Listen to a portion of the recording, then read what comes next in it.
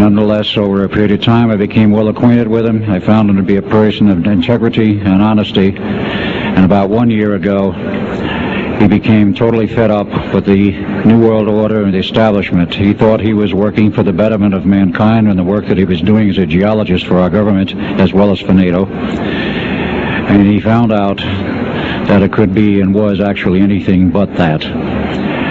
So his revelations became, in many respects, my revelations. And I urged him last winter and spring to go public and lecture. Finally got him out. He's given over 30 lectures to date, all very successful, very interesting. In fact, so successful there have been 13 attempts on his life since the beginning of the year, and he survived them all. All I can say is God must be protecting him because he has a message. So without further ado, I would like to introduce Mr. Phil Schneider, and understand also everything is being recorded and the video and audio tapes will be available later. Please give a warm welcome to Phil Schneider.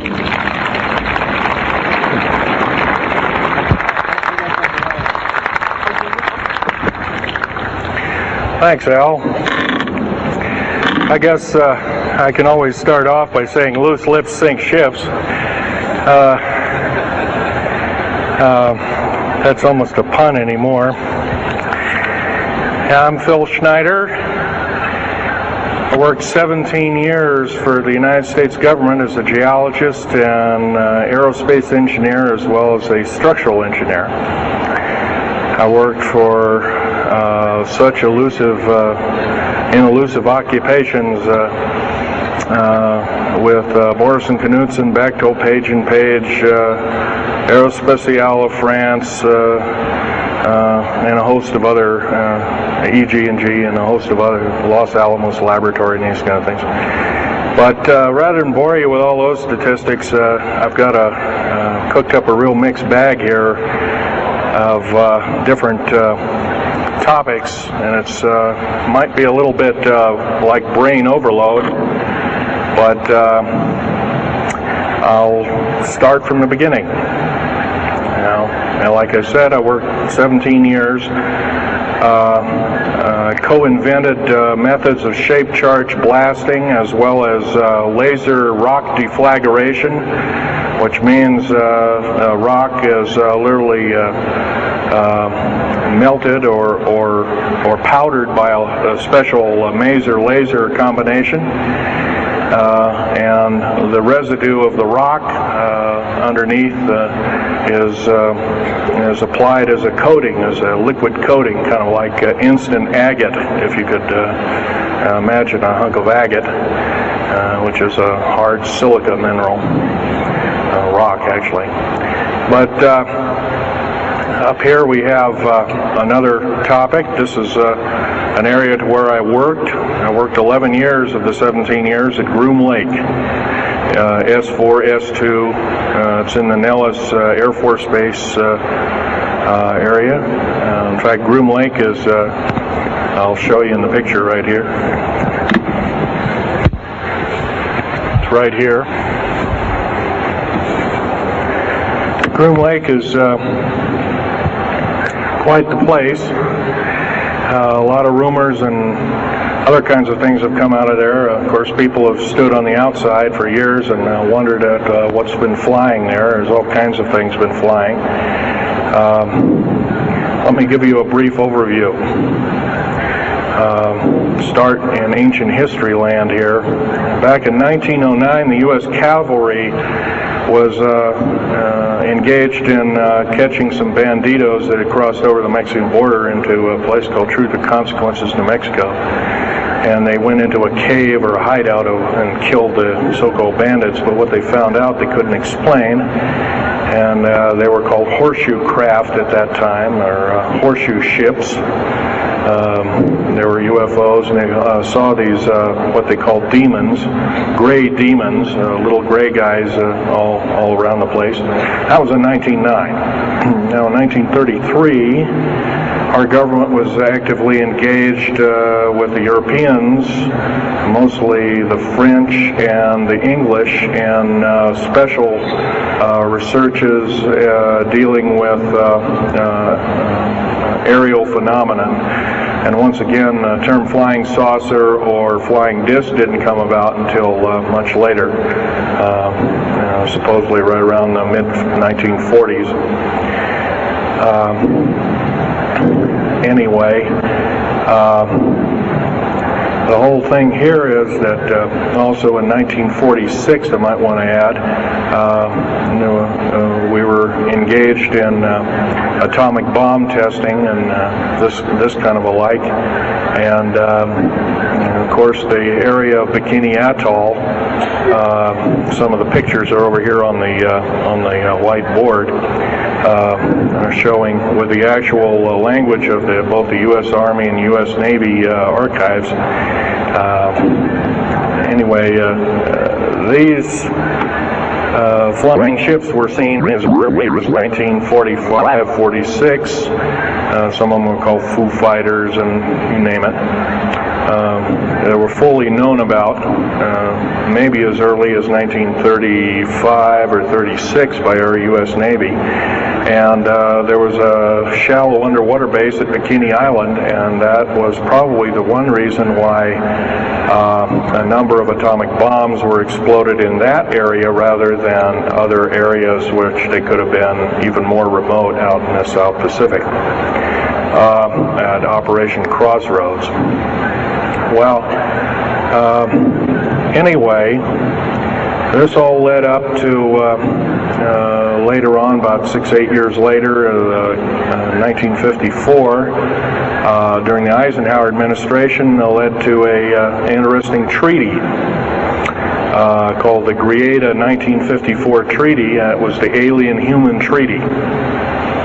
And supposedly the aliens had come in and exchanged technology, and they'd want to take an occasional human being and a few head of cows, and accurate books were supposedly to be kept, and all this kind of stuff. And of course, eventually all that broke down, and aliens are notorious for being liars, even greater liars than so-called, in quote, we humans are.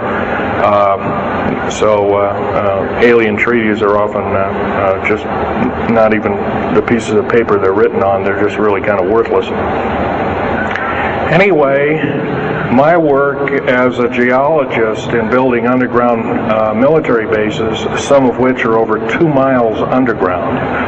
And I think when you listen to Al tonight, if you have a chance to listen to him, he will speak of, Al's actually been on some of the high-speed monorail subway cars, if you might want to call them, that link these bases together. Some of them are capable of riding on a cushion of air about 3/4 of an inch off a rail at a better part of Mach 2. And he's actually been on one of these trains. I've only been in one of the tunnels and helped build some of the tunnels. Incidentally, I helped work on 13 deep underground military bases. Had hands-on experience. Notorious was the one in and around the Dulce, the southeastern and southwestern sides of Dulce, New Mexico, in the Los Alamos laboratory regions, where we built some hermetically sealed rooms that were very deep, going down over a mile. We also built additions onto Groom Lake and S2 and S4 complexes. There are a total of 9 underground. They're called DUMBs. Like, you can learn a lot from this dummy, but DUMB stands for Deep Underground Military Base. And or a deep underground, DUM-2, for instance, is a submarine base, and I have built a few of those too, which are off our continental shelves and in certain islands and out in the Atlantic and the Pacific in strategic locations. All this, I can hardly, in an hour's time, I can hardly squeeze all this in, so I'll be kind of rambling here if you just bear with me. The main topic of my discussion here is to link up basically what's going on with these deep underground military bases, what they're being used for, what is the present situation now being employed both by our federal government, which is slowly being phased out by the United Nations government, as well as the New World, end quote, the New World Order, which is an even higher entity, and who these higher entities are taking their orders from, and try and link up basically what's going on. A lot of us have been kept in the dark. We've been given, maybe most recently over here, photographs of an alien at Roswell. I'll just make a very brief statement about that. The photographs cannot stand up to a computer grain analysis test and therefore are retouched or faked. They're not real. The real one, the real photograph of the charred or dead alien that was, or one of the several that were autopsied, is over here, was given to me by a friend by the name of Skip Fromback of Seattle. And his father worked as one of the principal doctors. He was from Germany at the time, and worked on some of the autopsy material, from what I understand, along with other people. Anyway, you just can't believe everything, and that goes for me. You got to get out there and do your homework. Like I always say, you might don't put your spectacles on, you put your skepticals on when you listen to me. So if we can have a show of hands here, how many people have heard about Roswell, New Mexico? Very good, almost all. And how many people have heard about the black helicopters and the other kinds of flying saucers type equipments out at Groom Lake and other places? Very good. Well, this obviously is a nice enlightened audience. Most of you have probably seen what a black helicopter is, or maybe even gotten rare glimpses of an F-117A black jet, or stealth, as they're often called, or a B-2 bomber, or B-1 bomber, or some of these other sophisticated aircraft that are now being touted as the new technology. Once again, where did we get this new technology? Well, obviously we've had a little hand in that. Our little alien so-called buddies, have kind of exchanged things, not without a great cost. The cost of which has been a lot of people have disappeared.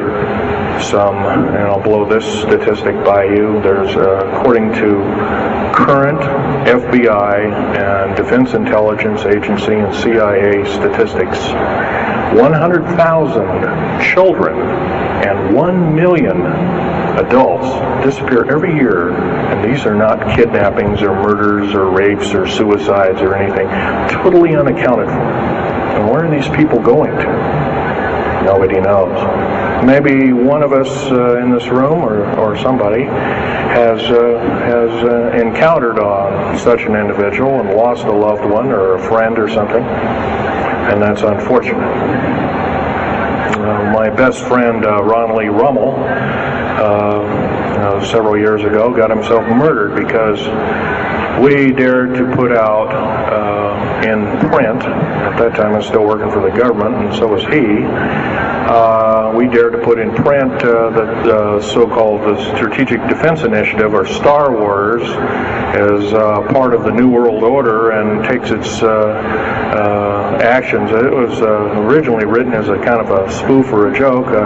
We had one of these alien greys dressed up and had New World Order insignia on, and of course that wasn't taken very nicely, and my friend got himself murdered. It was called a suicide, but now it's been turned over to special authorities who now acknowledge it was a homicide.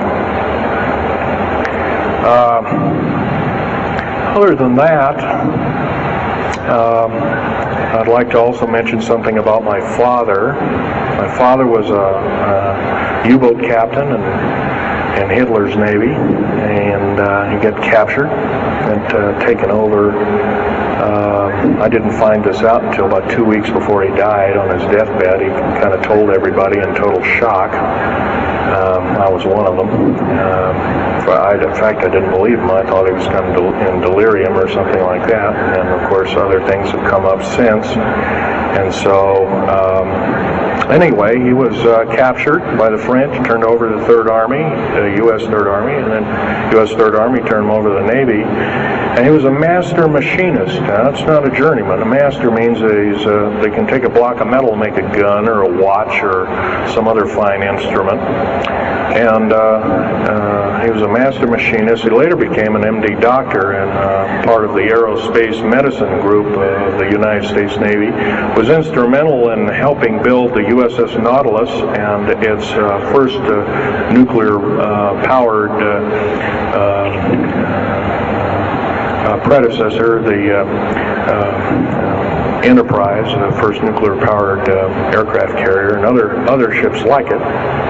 He pioneered all the ways in building very small and miniature nuclear engines, and he even helped work later on in his life. He helped develop the infamous grid bed nuclear motor, which is now employed in some things that look like flying saucers that people claim are flying saucers. Yes, we, in quote, the United States Air Force and other armed forces, are training other European forces to fly unidentified, or now identified, or, in quote, flying saucers.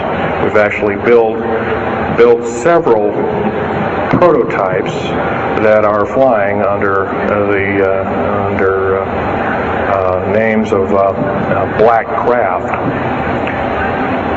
My position as a geologist and engineer got me to see a lot of things in the world. I've been in over 70 countries. Also worked for NATO. I carried a level 3 security clearance with a rhyolite factor. Rhyolite is a hardened factor, only given out to a handful of civilians and maybe a couple of hundred military men worldwide.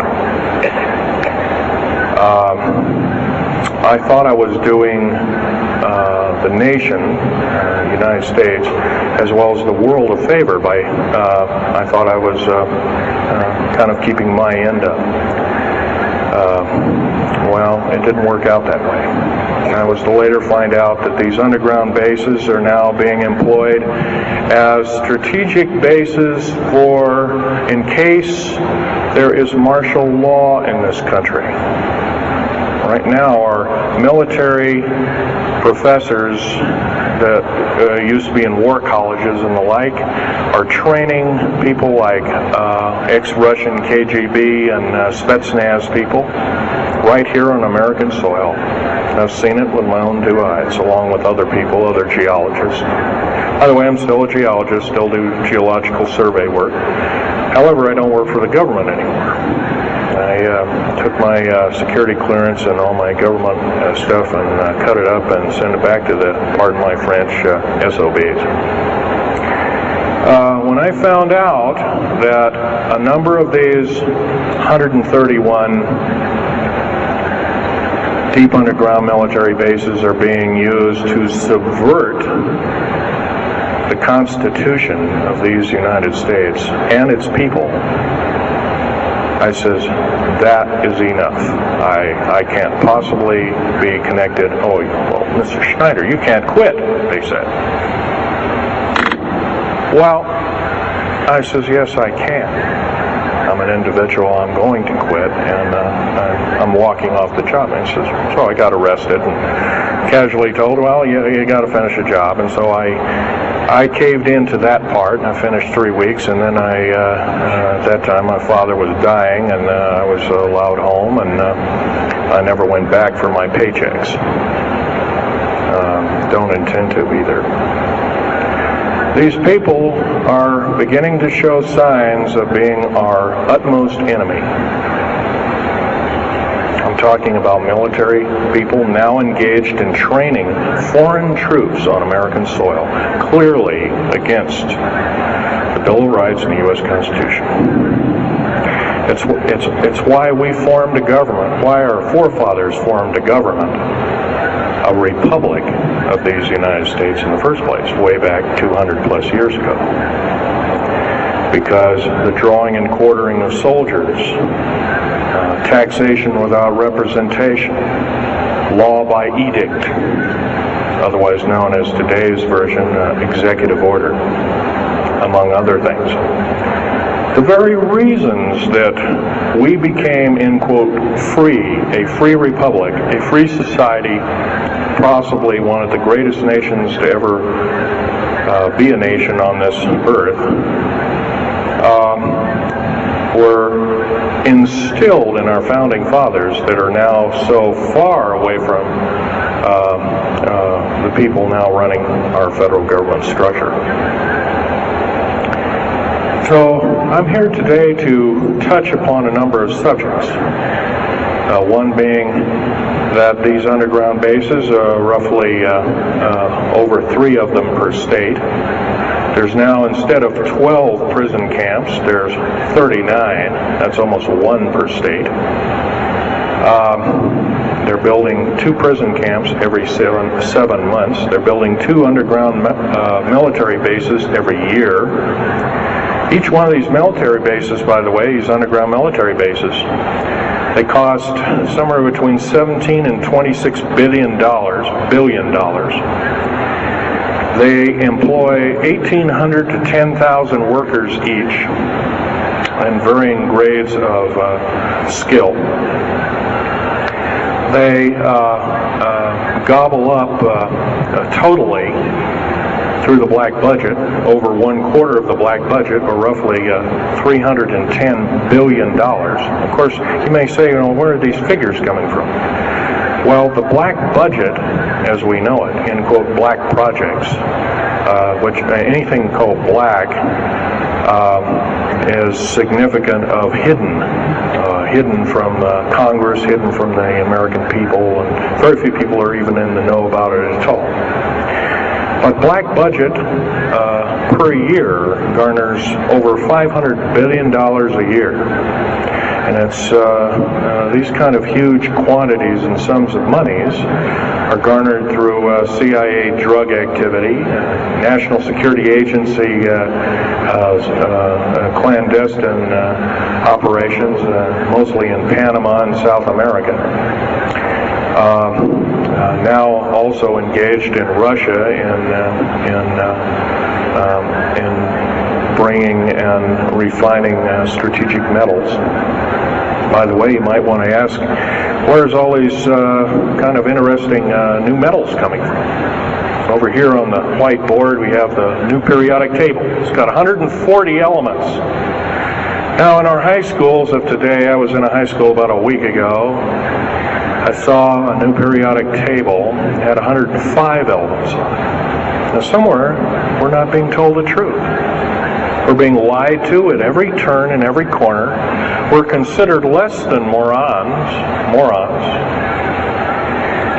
So the government has made itself an entity, an independent taxing body, an entity into itself, and isn't accountable to anybody. Not even the so-called New World Order. They just go ahead and do everything willy-nilly as they please. There's nobody checking. You don't have to worry about this. Occasionally there's a senator who pokes a nose in here and there, and that senator finds out either nicely or not so nicely that you don't do things like that.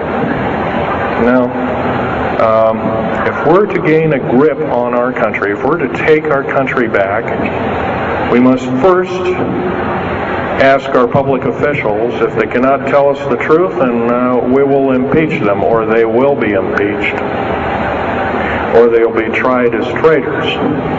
This is pretty stiff language. Already it's slowly beginning to trickle out and to occur to a number of people that this may be the only way out. Also, our founding fathers, George Washington, Patrick Henry, and a few of the other ones, came up and said that you don't want to let the beast out of the box. And they were talking about a runaway government. You don't want to allow your government to become like England. at that time. And so they warned us about this very same kind of thing. First of all, the United States is not a democracy. It's not a republic anymore. It should be a republic. That's to the republic for which it stands, one nation under God. Why we can't even pray in the public schools anymore. We have to have a Supreme Court judge or group of them, plus Janet Reno and company, among other things, telling us what to do. Interpret for us as if we cannot read with our own two eyes and understand with our mind. This, of course, is bad policy all the way around. And I guess I don't need to blow that by your ears. Okay, on another subject, I have a number of items up here at the table.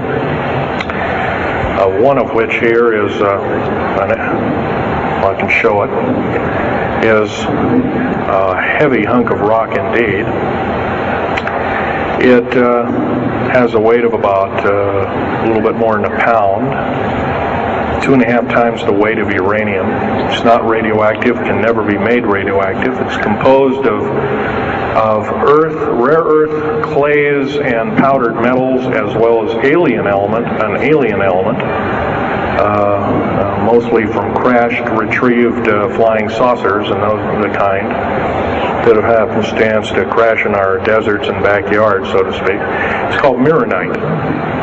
This is employed in every stealth aircraft, every black jet, throughout the black budget.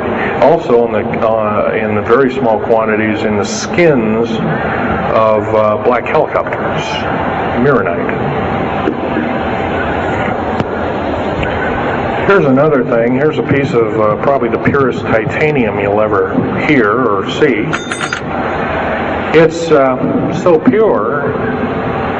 It's also composed with other alien elements to make it extremely tough. It's capable of withstanding temperatures in excess of 7,000 degrees Fahrenheit.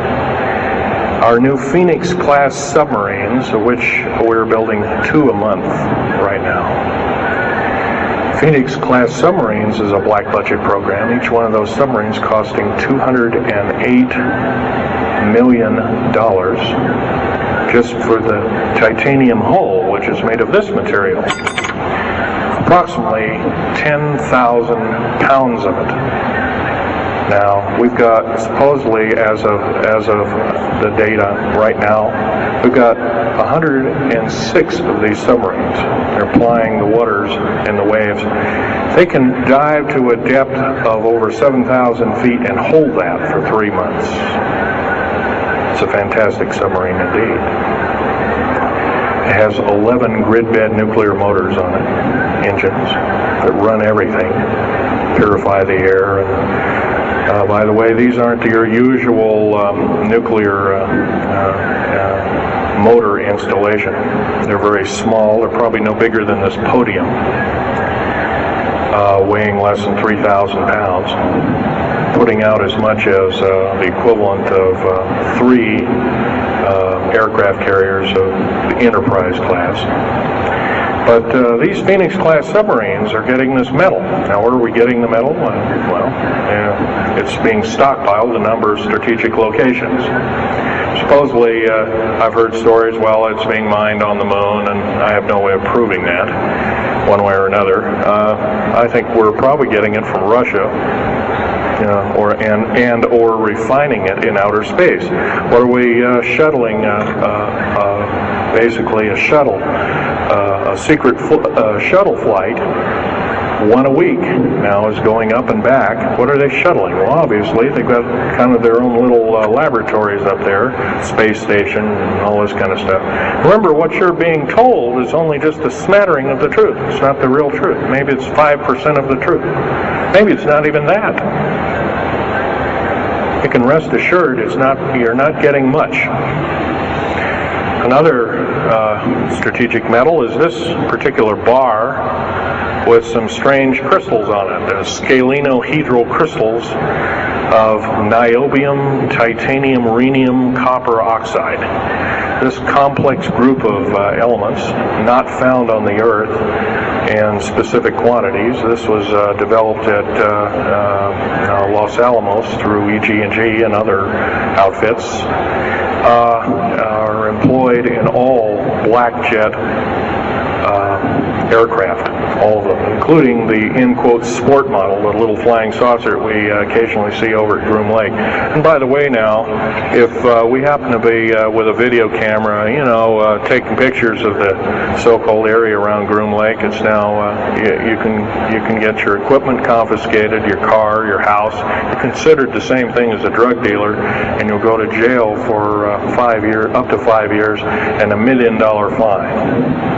I personally don't think this is what I'm hearing. I just don't think that this kind of punitiveness is what we need in America, and we have to get rid of it. Otherwise, we're going to die with no America. Here's some other elements. Here's a very light element. It's composed of lithium metal, as well as a alien element, a little heavier than hydrogen, but a little lighter than helium, also employed in this. It's used in secretive methods of propulsion, and it also is in a peculiar scalenohedral crystalline form. And anything scalenohedral, and by the way, a scalene triangle is no side is equal to another side. A scalenohedral metallic crystalline structure is definitely alien element, or alien technology converted over to our own technology. These were given to me about a year ago. They're called alien or aurora drops.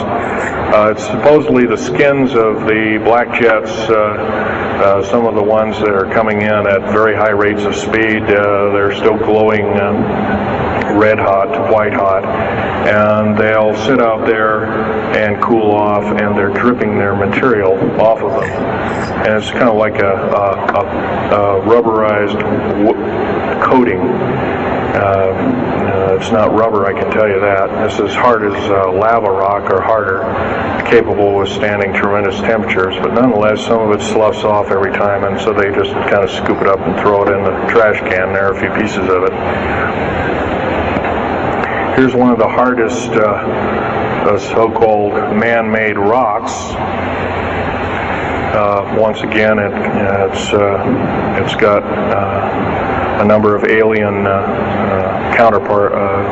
It's got an alien crystalline structure to it, very advanced. It's about 11 times harder than a diamond, about 70 times stronger than a diamond, capable of standing temperatures in excess of 10,000 degrees Fahrenheit. It is employed as very thin coatings or windows, tiny windows, in hypersonic aircraft that exceed Mach 5. Here's an interesting artifact. Right here in this hunk of rock, which by the way was an old 100,000-year-old chipping tool found in Syria, Jordan rather, excuse me, is a imprint of, it looks like a fossil, but it's not. It's an imprint of a small mechanical part with exactly 360 kind of little rotor blades. Well, this rock is 220 million years old. Who was making machines 220 million years ago? Maybe Von Däniken was right after all, huh? Here we have an actual piece of agatized fruit, or it's similar to a lime. It's even been pecked by a bird at one time, and that's still there. So it's instantly turned to agate. It is the same agate or chemical structure as material found at Hiroshima and Nagasaki after the A bombings in World War II, where grasses and flowers and petals of flowers and other kinds of things were instantly petrified, turned to agate. It is the same identical crystalline structure. However, this particular piece is about 20 million years old, and it's still got its original green coating, and it's basically unchanged. Perfect condition. Likewise, here's a garlic plant about somewhere between 20 and 35 million years of age, and once again it's got that same pink agate coating. And here are some pieces of the metal skin from the crash disk at Roswell. It was given to me when I was 14 years old. My father was visiting one of his old friends in the Navy archives, as well as he was in the Royal Navy in England. And I, as a 14-year-old boy, I says, "Gee, Dad, can I ask Johnny something?" "Oh, go ahead, ask him.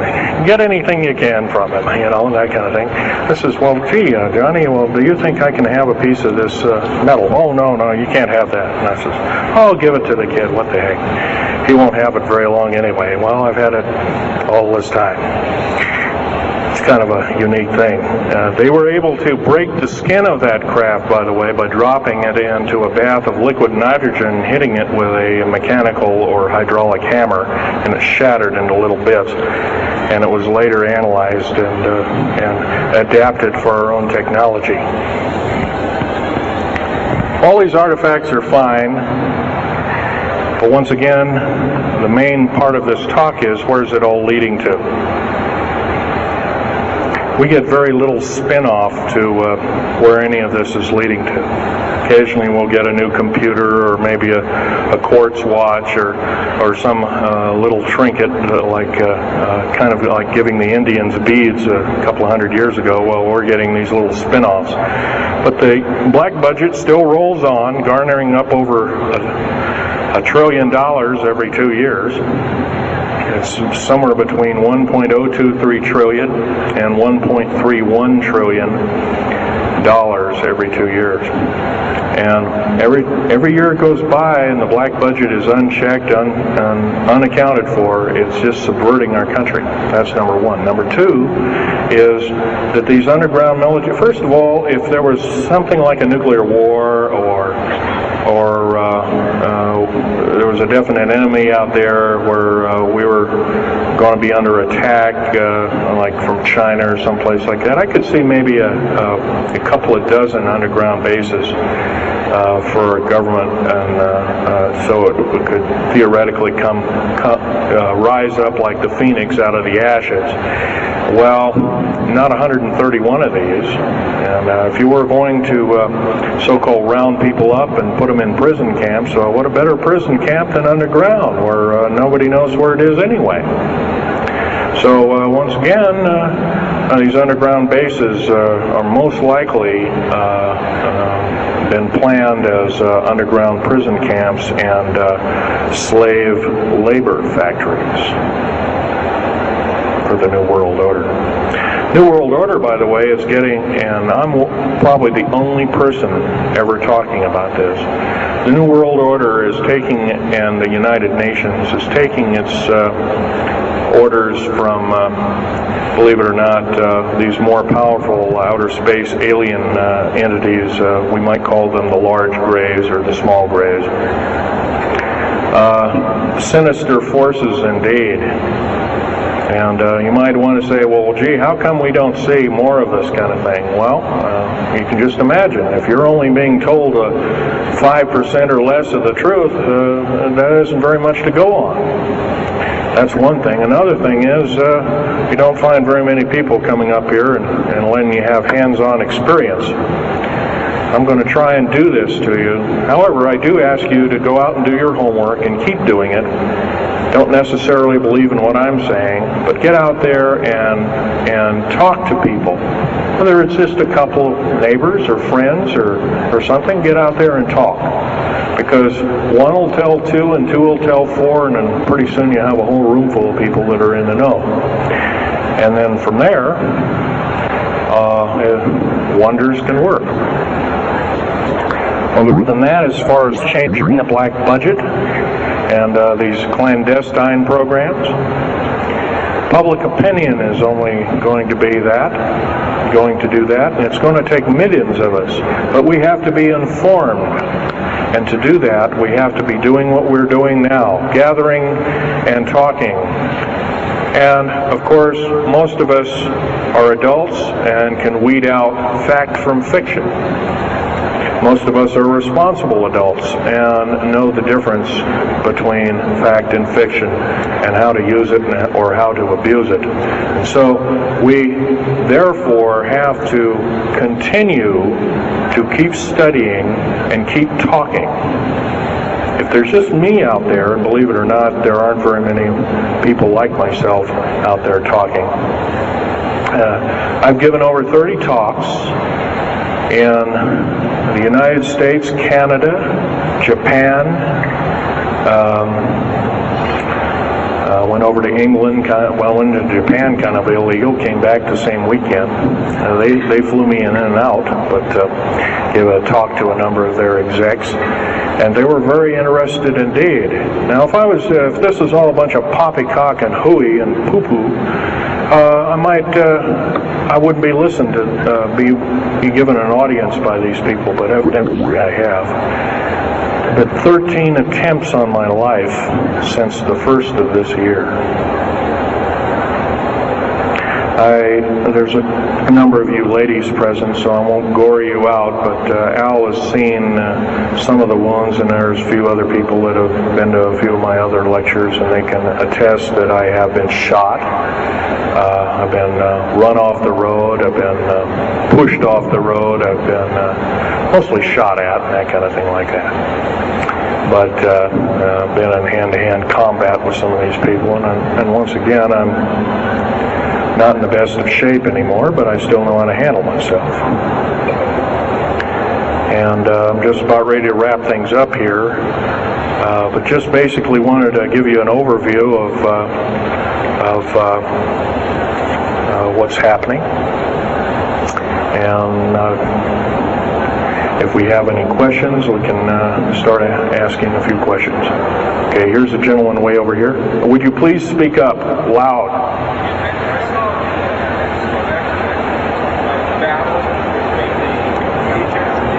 Yes, I was involved in in 1979, in August, late August of 1979.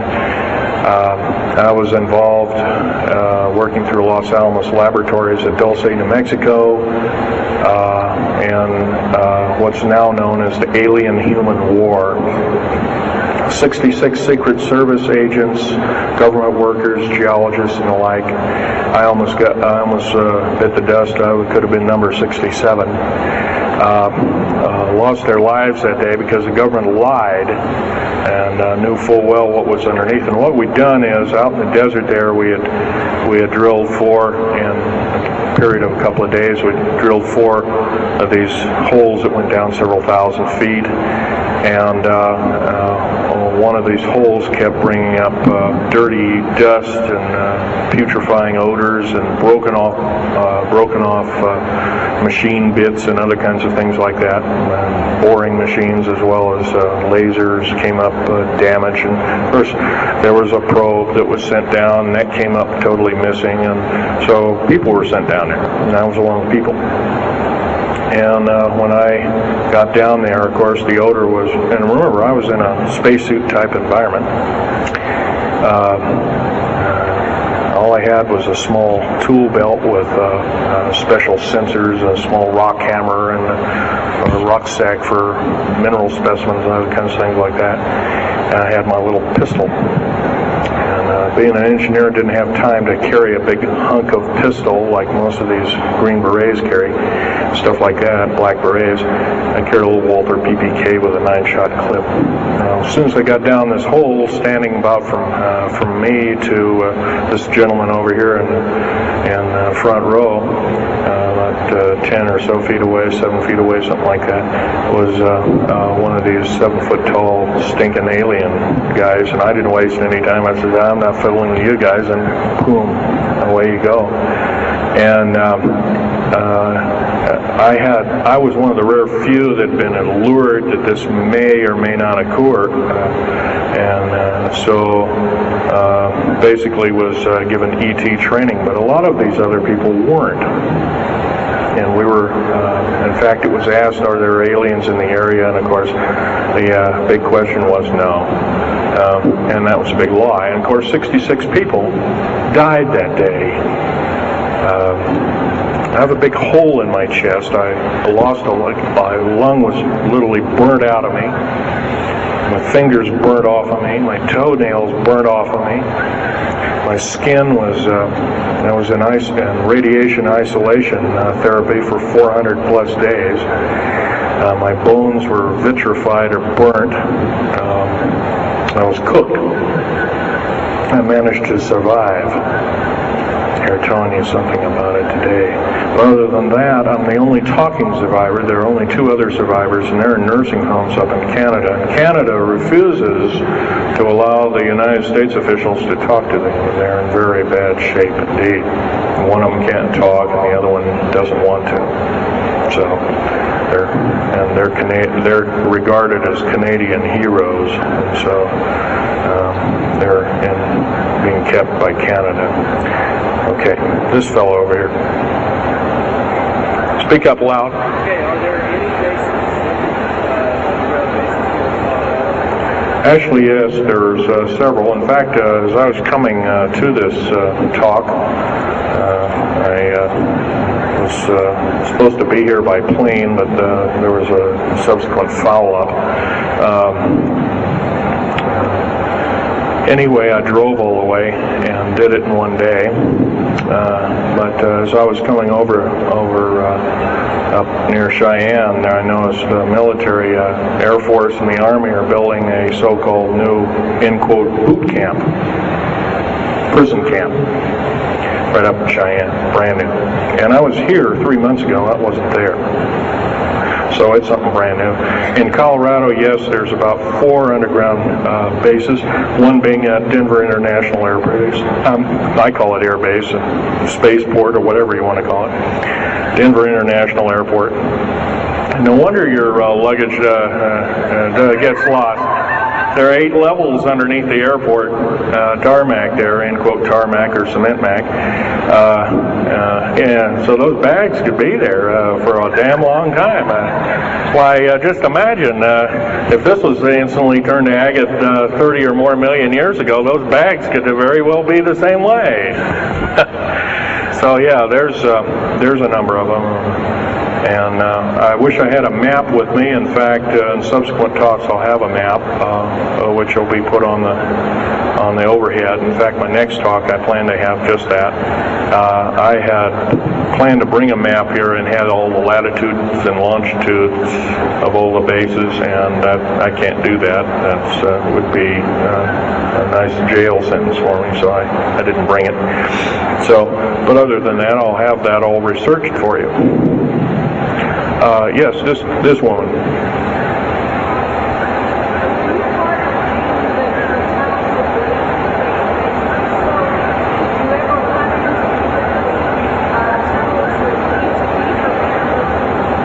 Yes, as far as there being an inner Earth, a hollow Earth, or anything like this, no, I've never run into anything like that. However, Al Bielek has been on these tunnel trains at the better part of Mach 2, going from coast to coast in an hour and a half, faster than any jet plane that we got, including the SST, or thereabouts, the same rapid speed. But I helped build a lot of these tunnels, and all of the underground mountain or military bases are connected, all of them, all 131 of them. They're connected both by road, not a big freeway under there, but it's at least a 2 to a 4-lane road, rather narrow lanes, but they're there, and there are also high-speed magneto-leviton train tunnels. Yes, this lady over here.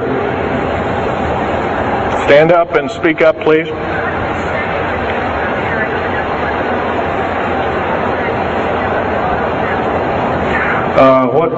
What levels of military personnel know about this? Most of the levels of military know about this, especially the higher levels, higher officer levels. The enlisted, I'm sure, don't, or is basically kept in the dark like we are, end quote, we are. So, yeah. This fellow right here with the hat. Adam? Where are most of these bases located at? Well, there's 131 of them in the United States, 127 of them in the lower 48. There's some in Canada, I'm not counting those. Some in northern Mexico, I'm not counting those either. They average about 4.25 cubic miles hollowed out underground, an average depth of 5,700 feet underground. Average cost $17 to $31 billion each. They employ anywhere from 1,800 to 10,000 people. Some very large ones now being built in Sweden, one of which is repudiated to be 30 cubic miles. It will take 5 years to build that one at a cost of about $2 trillion. And that's all being supplied by the United Nations. Yes? Anybody over here? No. This gentleman. Speak up, please. Okay, you want to know exact locations of all these. Well, for where all of your Army, Marine Corps, Navy, and Air Force bases are, they're with all the present, not the ones closed down. And by the way, the closed down bases are now being used for gasoline storage and equipment storage and these kind of things. So they're not really closed down yet. Boot camps, end quote, boot camps and all this kind of stuff. So-called prisoner camps and these kind of things.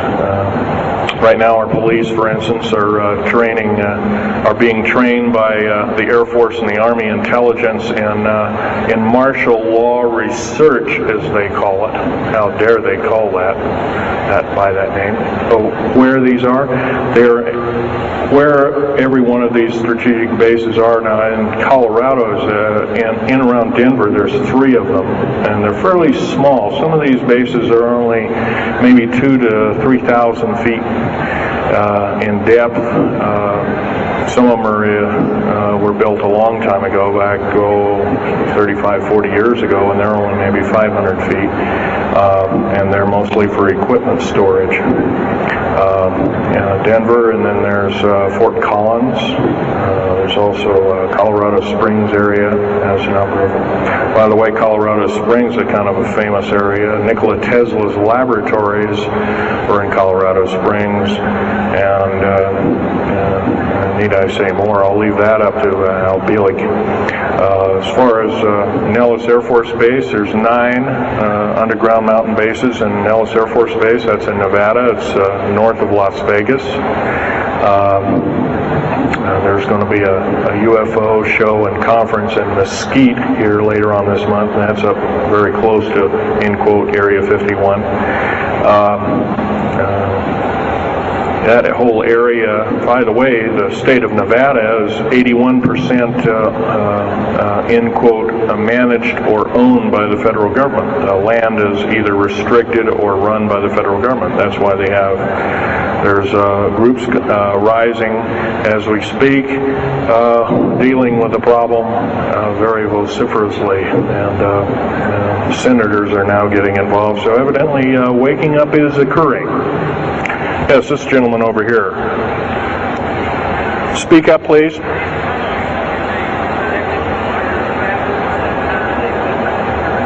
Okay. Yes, they are. The gentleman asked, are these tunnels connected to large caverns? Yes, these large bases are basically like this Coliseum. Everything's underground. Everything's a city underground.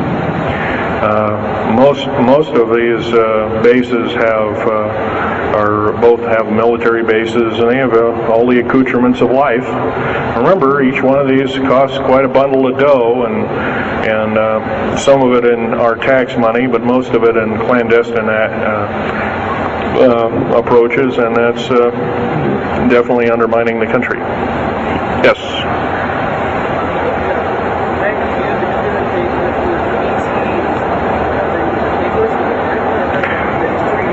Well, some of them have a difficulty in understanding our language. It's too slow to them. If you've heard whale songs or bird chirpings at high speed, it's about what these aliens sound like audibly to us, so it's a bunch of gibberish. Yes, they've slowly actually broken down. There's 11 prototypes or 11 civilizations of aliens visiting this planet all the time, all of which are known by the U.S. military, 9 of which are not very good indeed. They're pretty bad news. 2 of which are benevolent, but the benevolent ones have supposedly left. They have their own little war of sorts, especially the Pleiadian groups and whatnot like that, of which Val Thor was repudiated to be a Venusian, but other people will alert he looks more like a Pleiadian. He looks normal human, except he's got 6 fingers and toes. He's got one oversized lung. He's got 2 hearts. He's got all kinds of weird stuff. Bones are bigger. Yep.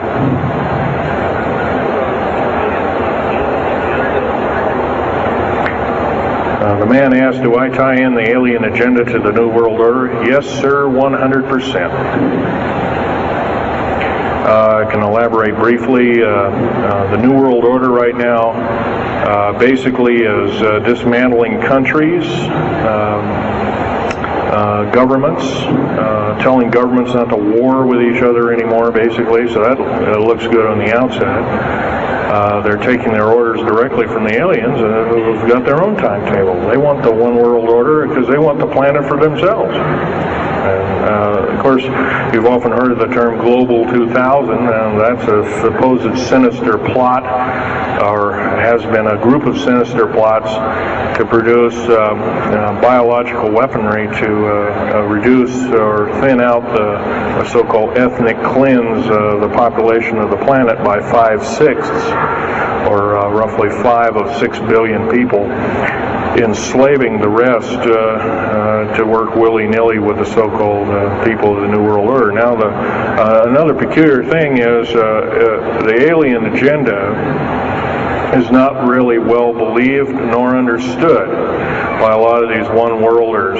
They don't believe it. They think they've been singled out for their own end of glory, and what they don't know is they're just another human being, and according to the negative or bad aliens, they're just another we're considered bags of food to them. They don't eat us like we think of a cannibal eating a hunk of meat, but they use our glandular secretions as part of their food base, their blood and our glandular secretions like adrenochrome and other kinds of things like this. And in fact, the Atlanta Center for Disease Control has figured out ways that we can combat this and all this kind of thing like that. It might be where these new designer diseases like AIDS and Ebola and hantavirus and all these kinds of things have come up out of nowhere, and these diseases, end quote, almost have a mind of their own. Yes, this lady here.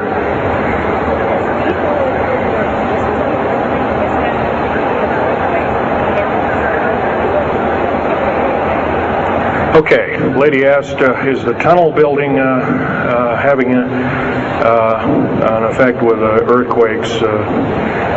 Yes, it could very easily be, although got to remember a lot of these underground bases are constantly being repaired, and so a lot of people have to be hired. As far as the U.S. government, second part of her question was, is the U.S. government modifying our weather? Yes, that's an affirmative. And we have, the U.S. government's been working with the Russians for at least since 1972 and maybe as early as 1966 on weather modification, and it's a well-known fact, and it's well employed. And by the way, they can literally weather modify a hurricane or a tornado out of existence. And the reason they don't do it is pretty obvious. And right, or they could actually send a plane inside of a hurricane, for instance, that would blow off an atmospheric bomb or a shockwave bomb in the eye of the thing, and it would completely dissipate. Well, they don't do this, of course. And, there's probably other reasons for that. See which way it goes, or what kind of havoc, and how we can study the havoc, and we go from there. This fellow way in the back in the black. How do we learn more about our general topic? Well, there's this particular fellow, his name is Richard Souter, PhD. He wrote a book recently, Underground Bases and Tunnels, What is the Government Trying to Hide? That is one book. Then we have here's a popular science article, Secret Air Base. The government doesn't want you to know that Groom Lake, supposedly Groom Lake doesn't exist. Well, I guess if it doesn't exist, then me talking about it, I guess I can't be arrested or anything. I'm just full of poppycock here. Well, the editor, one of the editors of Popular Science that put this article out is now in federal prison. Then there's a book that called Stealth Fighter Pilot. These books are available. I got this one at Dalton's. This one actually was sent to me by the publisher. I did some test piloting, and the only thing I test piloted was would run the aircraft back and forth on the runway, the special runways we built at Groom Lake. There's a picture of me in uniform. And I can go on. And these publications are out now, and they're available. Yes, this lady over here.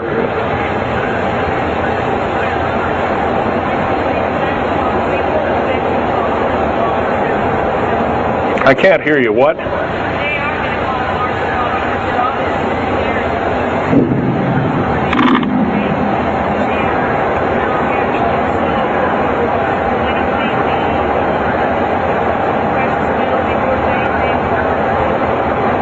Okay. Okay, that's kind of a mixed bag question there. She asks, with martial law being called, will precious metals and all these kinds of things. First of all, hoarding anything will be outlawed. If you hoard food, have a radio, any way of communicating, stash gasoline, these kind of things, you would just be rounded up and that'll be the end of you. Martial law is martial law. Martial law is dictatorship of the worst form, or one of the worst forms. And her other part of the question, if I got it right, was when's the alien takeover? Well, the alien takeover right now is, and probably will be for probably the next 20, maybe 30, 40 years, will be basically in the background. The idea is to get the one world beast-like government order in place, and to thin out the population of the planet. And then, of course, then all heck will break loose from then on. And whether it is, I don't often mix Bible and talk, but some people have alerted, well, this is already mentioned in the Bible, blah, blah, blah, and all this kind of stuff. Well, that may be, but all I can tell you is I've been face to face with one of these sinister characters, or a couple of them, saying the least, and most people would, just the shock of them seeing such a thing would cause them to not be in very healthy frame of mind, as physical as well as mental. This man here in the blue coat.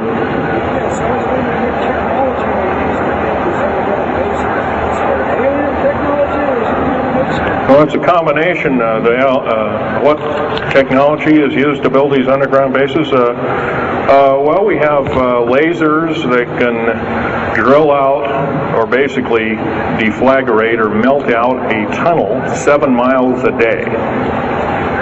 And that tunnel is 28 feet wide, 28 feet high. You've been told about drilling and boring machines in a very slow, quarter of a mile a day. Most of that went out in World War II. Most of that's all World War I or World War II era materials. And once again, you've been badly lied to.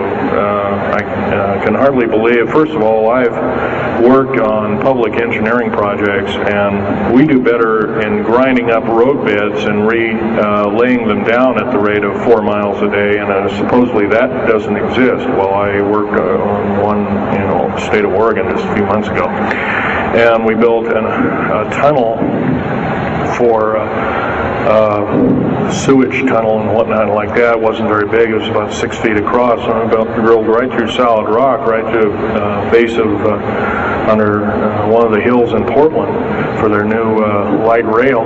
Did that in 2 days. But it was a small, complex tunnel. It was big enough for a man to crawl through and inspect. And I was one of the people that inspected, so yeah. What technology? A lot of this is alien technology, readapted for our own use, but a lot of it's our own ingenuity too. So you can bet, how can you tell alien technology? Well, anything that's just absolutely outlandish, like taking a oxyacetylene welding torch and trying to cut into this metal and getting nowhere, obviously would be metals research, aircraft research and the like, and different tools and products, which things that are many times the hardness of diamond or known hardened substances like boron. Obviously, that's nothing that we came up with on our own. What we could have over a several hundred-year period. But you've got to remember, too, that the military technology is outstripping the public sector technology at the rate of 44 to 45 years of technology for every calendar year, every 12-month calendar year here.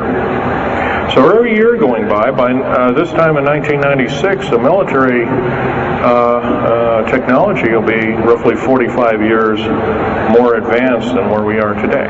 So it's quite possible that way back in 1943, the U.S. Navy not only caused the ship to disappear, it literally disappeared and reappeared.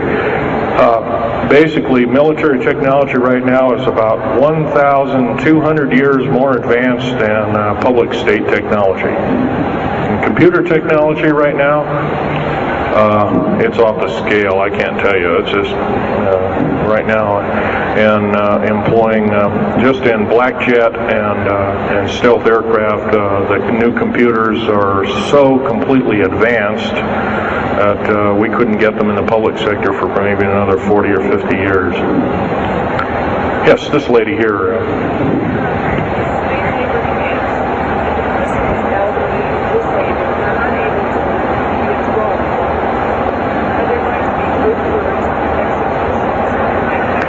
Well, the lady asked with the slave labor camps, the old, the infirm, the handicapped, are they going to be executed, and will there be executions? You can bet your bottom dollar there actually will be these things. I wish I knew more, but I don't. I've had my own agenda to kind of keep up and talk about. But other than that, yes, I would imagine so. If you look at all the 39 prison camps that are presently built, and they're called boot camps, by the way. And of course, these new trains that they have that have 143 shackle placements per train, they're a scary thing indeed. And you know what they're called? They're called United Nations prisoner transfer cars. Oh, that's an appropriate name, I guess. Well, we got to wrap it up here. They're telling me it's time. I'll take one more question. This lady over here.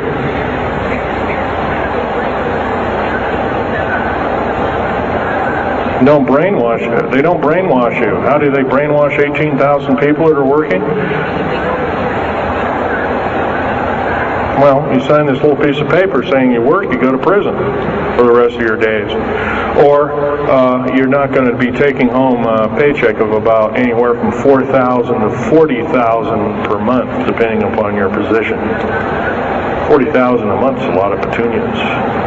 Okay, well, I got to wrap it up here, folks. So I'll be over in Al Bielig's booth. I think it's over in booth number 125. I could take other questions there and let you